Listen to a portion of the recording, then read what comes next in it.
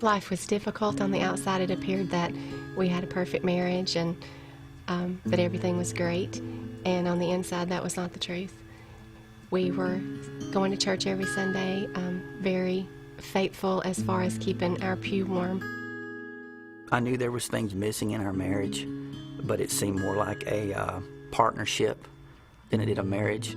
I made a very conscious decision that I was either going to leave the marriage or stay in the marriage and just live with it the way it was and be willing to accept that it might always be that way.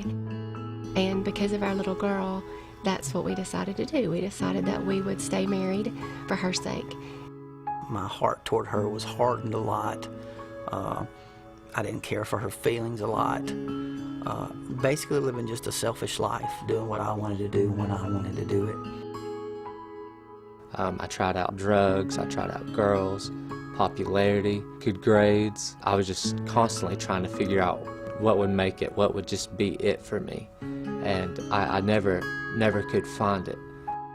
I was getting really frustrated and just anxious, and I would just get in like fights with my mom. I would yell, and I really just got hard and started putting up all these different reasons why I didn't want to be a Christian. But I knew that I needed something. At the ramp, I was in the back. I had my hoodie up. I wasn't looking at anybody, wasn't looking at the stage, wasn't really listening to the music. I was being really critical about the whole experience. I was saying, look at all the hypocrites jump. Probably about 15, 20 minutes go by. I hear a bunch of movement beside me. Miss Karen, she came down off the stage and was coming down my aisle. She asked me what my name was, and I told her, and she asked if she could pray for me. The ramp is a gathering place where young people come, but it's not just young people. I should say hungry people come. We came to a Saturday night service, and man, I came to the altar, and I think that night we stayed 45 to 50 minutes in the altar, and I got so touched by the Lord. And the first time in my life, and I was 37 years old, that I felt God. I felt Him. I felt Him on me. I felt Him pressing on me. I called out to Him in ways that I'd never called out to.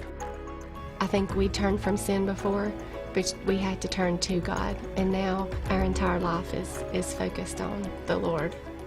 I think too as well for to have a home with a child in it, compared to what it was compared to now. You know, our daughter goes around the house singing songs to the Lord. Just that, you know, if nothing ever happened for me and my wife, and that happened, then it was worth everything. But God has so much more for us, you know, and that's all I'd say about that, I guess.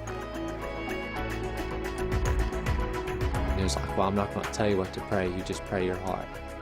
And I just prayed the same prayer over and over and over again. I know you're real, and please forgive me. I know you're real, and please forgive me. And that's what changed it all. That all the questions that I had from school, you know, looking to everybody for answers, I knew that was the answer right then and there, that He was real. That's all I needed, that He wasn't going to leave me, and that He really just cared about me, and that He wasn't far off. You know, I felt Him. He was all around me. He was just hugging me, you know, and that's really when I just knew that it was all about to change. I knew that once I had that answer, I knew that I wouldn't let up. I knew that I would give it my all. He's worth everything. It just sounds so crazy, but it's the truth that we were awakened in an instant.